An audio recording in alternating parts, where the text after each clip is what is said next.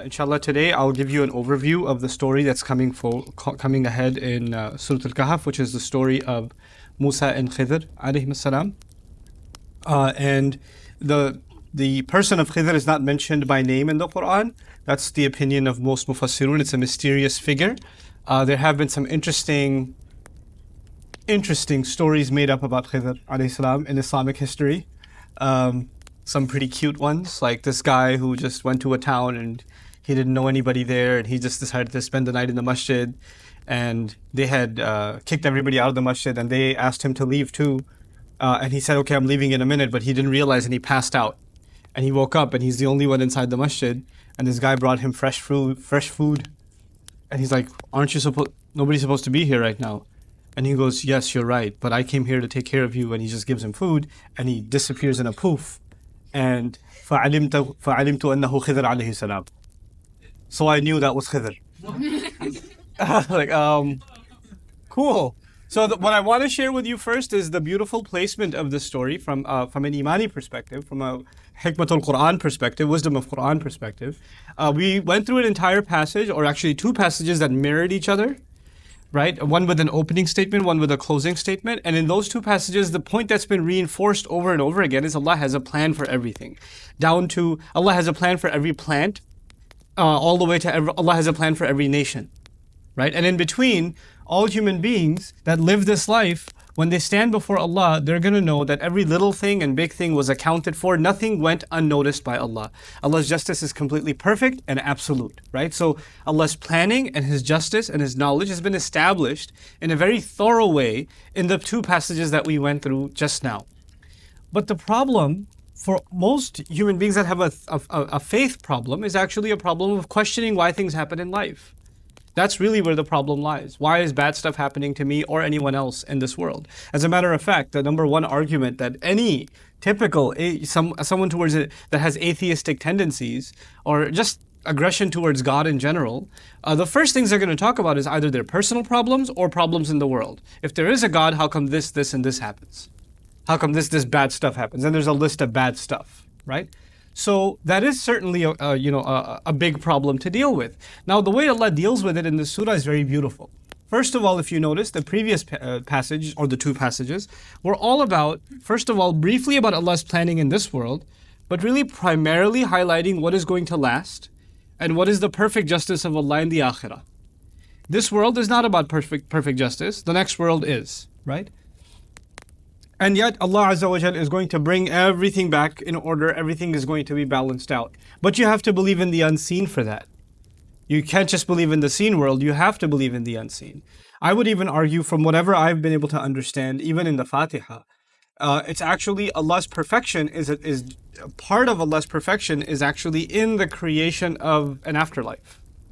That's a necessary corollary of the perfection of Allah, of His absolute justice. Because without the afterlife, you have a person in this world who commits 100 murders, right? And how do they compensate it? The most you're going to do is kill them once. They can't pay for 100 lives. And it could just be that those 100 lives were dependents on other people. So they didn't just affect 100 lives, they affected 100 families, maybe 100 communities. There's no way this one person can pay damages in this world for what they may have done to 100 people. That's impossible. Forget 100, not even 2 people. Maybe not even one person. Even if you take an eye for an eye, that may not still be perfect justice, right? This guy is a loner, nobody depends on him, nobody knows him, and the one he killed is the head of a household or a mother of children or whatever. He ruined several lives. The damage has far more repercussions. So the idea of getting absolute justice in this life is actually, it's not possible. It is impossible. Ibn Taymiyyah rahimahullah would even go as far as to say, if somebody slapped you and you slapped them back, how do you know your slap didn't hurt them more?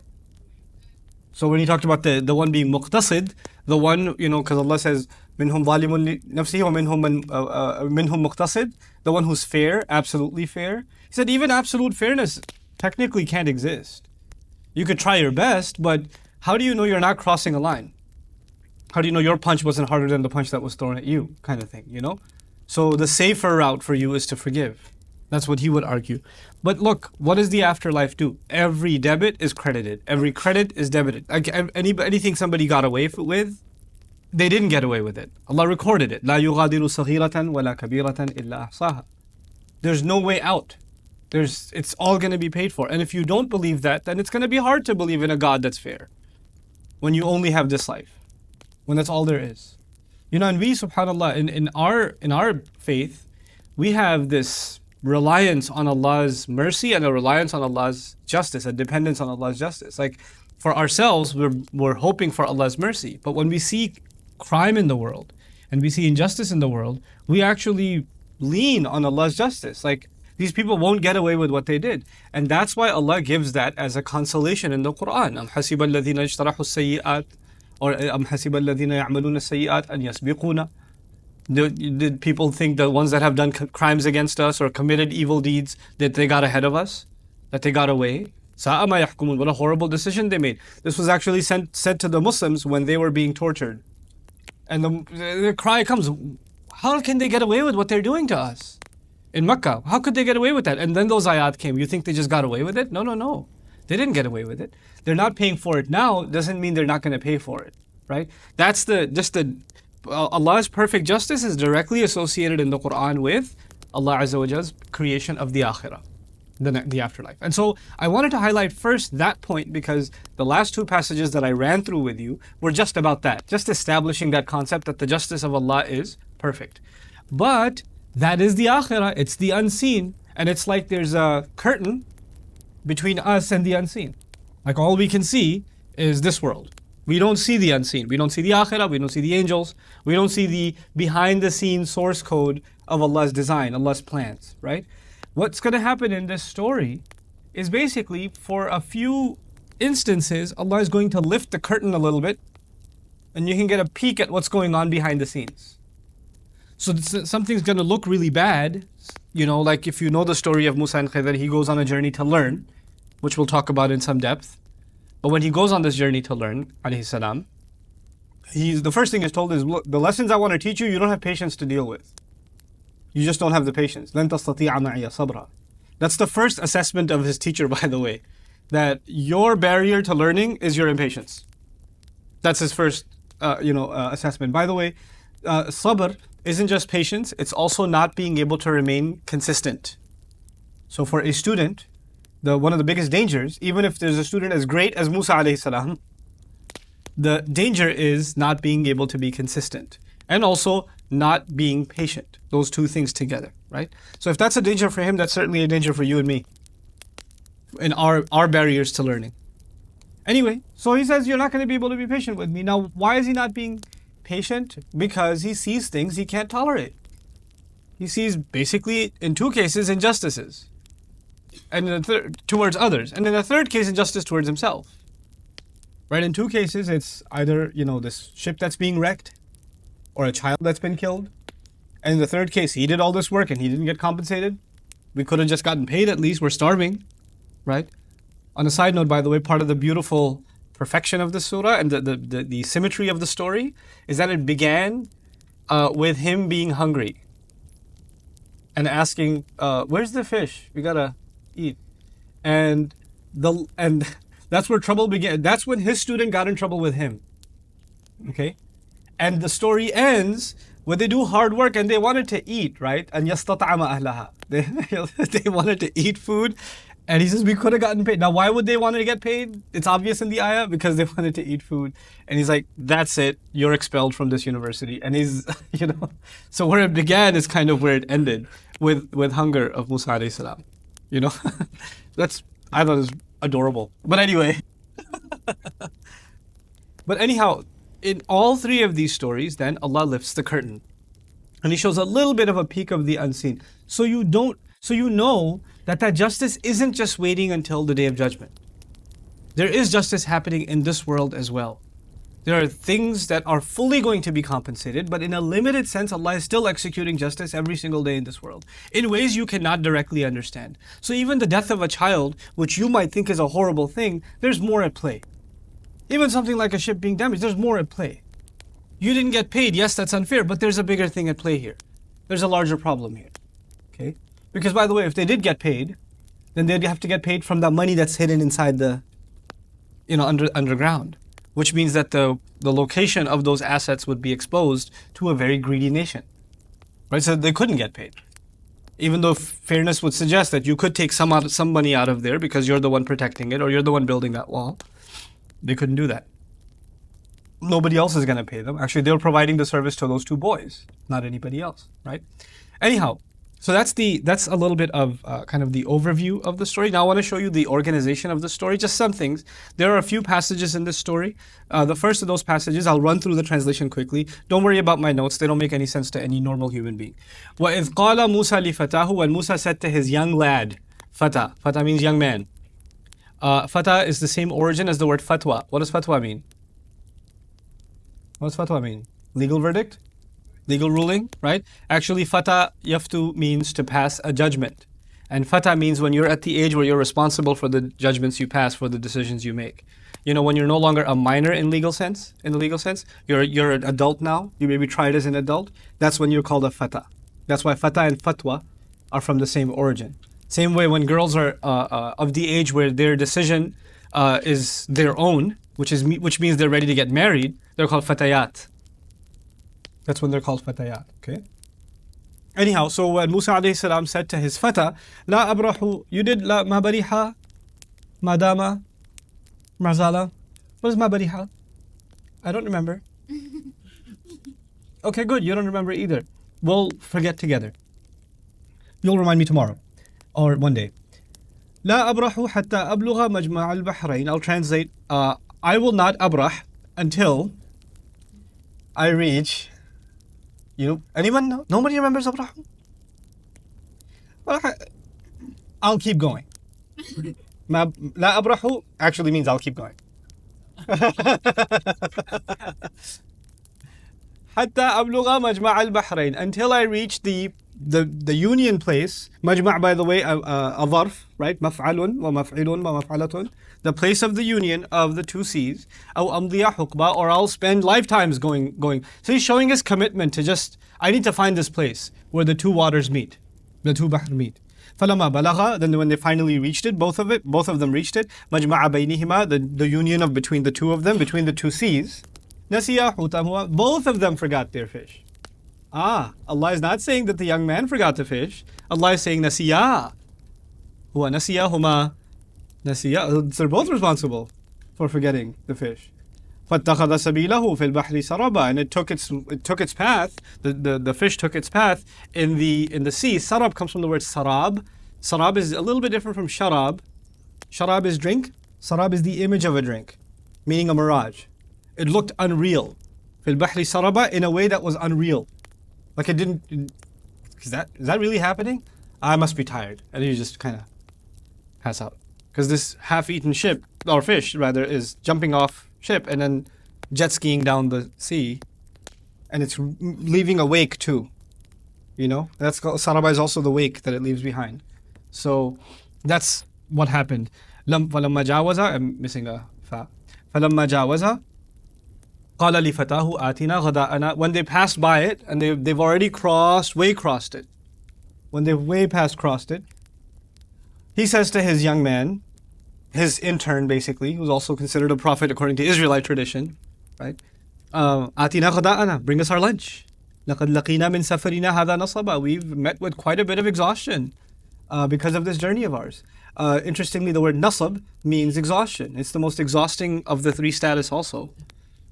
It's like so many kinds of nasab, right? But anyway, it's well named, So we've been hit with quite a bit of exhaustion because of this journey. So this journey of ours. So let's eat some fish. قال أرأيت إذا وينا إلى الصخرة. Did you also see when so the student starts by saying, by the way, didn't you see that too? أرأيت إذا وينا إلى الصخرة, when we were taking some refuge near that cave, because the ocean was getting a little turbulent, so we went towards that rock, remember? Maybe we'd get some shelter for a little while. فَإِنِّي نَسِيتُ الْحُوتِ. Then at that time, because things were so crazy at the time, I kind of forgot the fish. وَمَا أَنْسَانِهُ إِلَّا شَيْطَانًا أَذْكُرَهُ. And he notices that maybe Musa is getting upset, so he goes, no. None but shaitan made me forget. It was nothing but shaitan. It wasn't me. Shaitan got me. Let's hate shaitan together. Like, let's, that kind of thing. And أذكر from mentioning it. وَاتَّخَذَ سَبِيلَهُ فِي الْبَحْرِ يَجْعَلُ. Now that I do remember it though, he did take quite a weird way into the sea. وَاتَّخَذَ سَبِيلَهُ فِي الْبَحْرِ عَجَبًا. The story, the backstory is, I'm not completely convinced of the backstory, but anyway, the story is that Musa alayhi salam made a statement about how knowledgeable he is on the earth, like he's perhaps the most knowledgeable human being on the earth, and Allah said there's someone who knows more than you, and you need to go learn from him. And he will meet him where the two oceans meet. So he gets determined to learn now, and grabs this assistant, and they go out to sea to find this person that Allah has instructed him to meet. Okay? Yeah. Say that again? Yeah, it's Hawaii. No, it's not Hawaii. No, it's closer to New Jersey. Thank God we don't know where this place is. Thank Allah we don't know where this place is. You know what would happen if we knew where this place is? There'd be a bunch of Pakistani aunties out there looking for Khidr. And then just, punk over my child or something. Thank Allah that we don't know where this place is. Okay? There's a reason some things are kept a mystery in the Quran. Like, for example, the wall of Ya'juj and Ma'juj. For God's sake, it's not the wall of China. Can you just... God. We don't know, and that's okay. It's okay. And by the way, I should remind you of something that perhaps this wasn't your year when I started Surah Al-Kahf, so I should remind you of this. The first story in this surah is the people of the cave. And the great crime committed with that story is that people asked irrelevant questions. How long did they stay? How many were they? Who cares? That's not the point. You should learn to say, Allahu Rabbi, Qur Rabbi a'lamu bi'iddatihim. Allahu a'lamu bima labithu. Allah knows better, Allah knows better, Allah knows better. He hammered that in the first story. And then he tested you and me with 3 more stories in this surah. In all of them, you have to ask, wait, when did this happen? Who, what, where, what location? What year? Who's this young man? You're going to ask questions about Dhul Qarnayn. Same kinds of questions. You're going to ask questions about Musa and Khidr. Even the 2 gardeners. Where are these gardens? Who are they? Are they at the time of the Prophet or before? Like Allah first taught you, here's how I want you to learn stories. Learn to not ask too many questions. By the way, in this story, the teacher is going to say what? Don't be asking too many questions. And I'm not going to tell you the whole story. حَتَّى أُحْدِثَ لَكَ مِنْهُ ذِكْرًا, until I mention a little bit to you. Think about the little bit I tell you. Don't worry about anything else. It's actually Allah's way of telling the story. It's not just the story itself. Right? Which is why the outside, this is the background, this is where they went. Did they go by land or sea? Irrelevant. Yeah.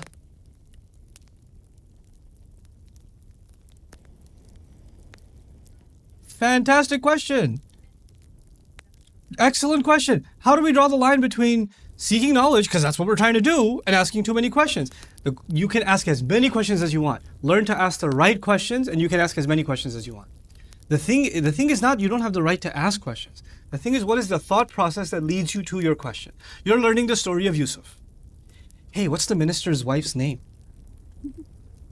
I mean, that scandalous lady, what's her name? Well, see, your question didn't arise from something Allah made you curious about. What Allah emphasizes, you ask about. What Allah de-emphasizes, you learn to de-emphasize. You see? Ratib bin Nabulsi, the way he taught this to me, even though I've taught this in the beginning of Surah Al-Kahf, I'll repeat it for you guys, because it's important for you guys. There's the saying in Arabic, I don't know if you guys learned it, خُذْ مَا طَفَلَكَ. Did you learn that one? Okay, take what's in front of you. Just take what's in front of you. If you trust your teacher, then you'll focus on what he's giving you, not what he's not giving you. What happens is, Ustad Adam is teaching you one day, a long time ago, about what's a mudaf and what's a mudaf ilayh. But are there some cases, I know you're teaching me this right now, but are there exceptions that you haven't told us about that perhaps clearly in your experience it isn't the time to discuss, but I feel that you really should, because I have curiosities beyond what you're telling me.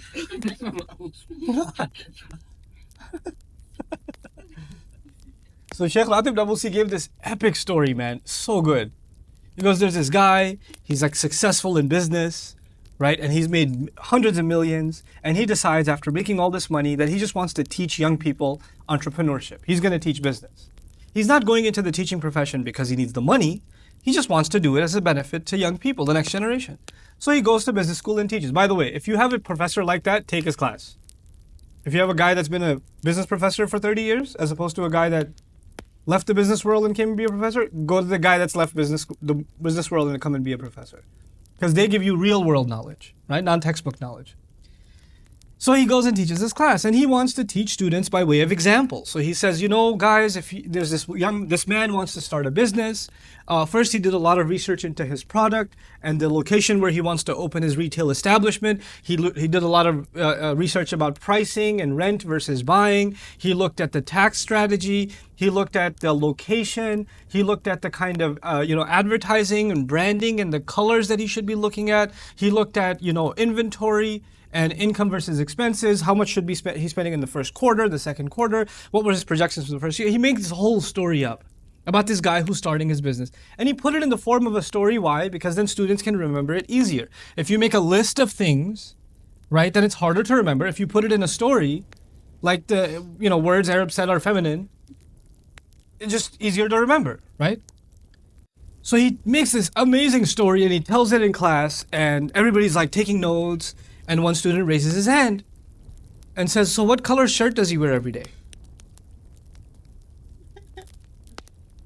And the professor's just looking at him like, did you really just ask me this? And another student raises his hand. Yeah, I was less curious about the shirt, but his socks really concerned me. What kind of socks does he wear? And the professor is baffled. And he goes home and he's so upset. And his wife asks him, what happened? And he says, you know that story I wrote? She goes, yeah, how'd it go? Well, I did a great job, but here are the questions that came forward. Can you believe what they were arguing about? How idiotic can they get? And Sheikh Ratib tells this story, and then he says, now read, سيقولون ثلاثة رابعهم كلبهم ويقولون خمسة سادسهم كلبهم رجما بالغيب ويقولون سبعة وثامنهم كلبهم قل ربي أعلم. And I was like, oh, Allah is so offended by the stupidity of this argument that He records the whole thing. Can you believe what they're arguing about? What I just told you and what you're discussing? That's what I mean by asking the right questions. Allah wants you to think about certain things, but we want to think about all the things He doesn't want us to think about. What are the other brothers' names in the story of Yusuf? Why? Why? Allah didn't tell you. What about his mom? I didn't read anything about his mom. I want to know about his mom. Yes, I'm sure you want to know about his mom. But Allah wants you to think about his dad. Can you just pay attention and just worry about the dad? If you want to worry about the mom, read the story of Musa. You can worry about the mom. And then what about his dad?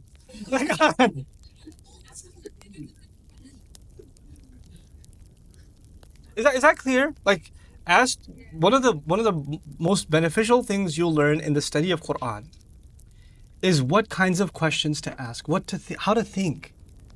Not every curiosity is healthy.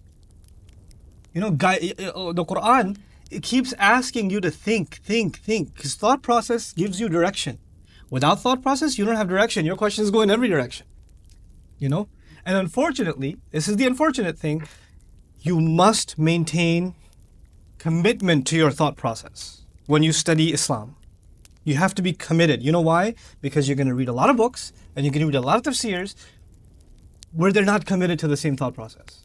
So there's going to be 6 pages on what color the dog was in the story of the cave in classical tafsir. And did he have spots or not? And what his name was. And it's going to be a classical text. And you're going to say, I'm reading the tafsir of Fulan ibn Fulan. I have ijaza in it. Yes, you do. That's great. You can read a lot of stuff, but you have to maintain your thought process. And you have to identify what's critical and what's not. You see? That's not going to be done for you, unfortunately. You have to develop that yourself. You know? And to me, the best way to develop it is commitment to Quran. Commitment to the primary text. The more you ponder over Quran and you look at how Allah speaks and what He emphasizes, it just teaches you what to emphasize and what to let go of. What is priority and what isn't. Yeah.